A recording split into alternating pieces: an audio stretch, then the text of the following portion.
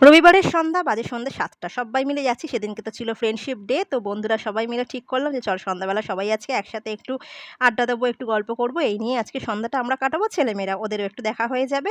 আসলে মাধ্যমিকের পর ওরা আরকি সবাই আরকি আমরা এখন এক স্কুলে নেই। আমি যেহেতু আমার ছেলে আগের স্কুলেই রয়ে গেছে। কিন্তু ওরা যেহেতু স্কুল চেঞ্জ করেছে রেগুলার আর ওদের সাথে দেখা হয় না।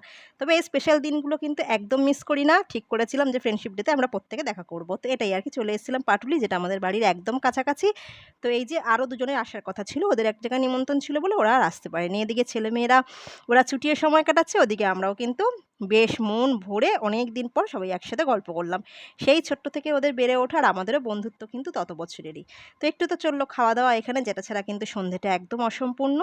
তো একটু এই চিকেনের এই যে ফ্রাই আইটেমগুলো নিয়েছিলাম, খেলাম একটু ওখানে ওই লেবু চা, ঘুগনি এইসব আর কি আর মন ভরে চলল সুখ দুঃখের গল্প। এই করে কিন্তু রাত্রিবেলা প্রায় বাড়ি ফিরেছি প্রত্যেকে 10:30টার কাছাকাছি।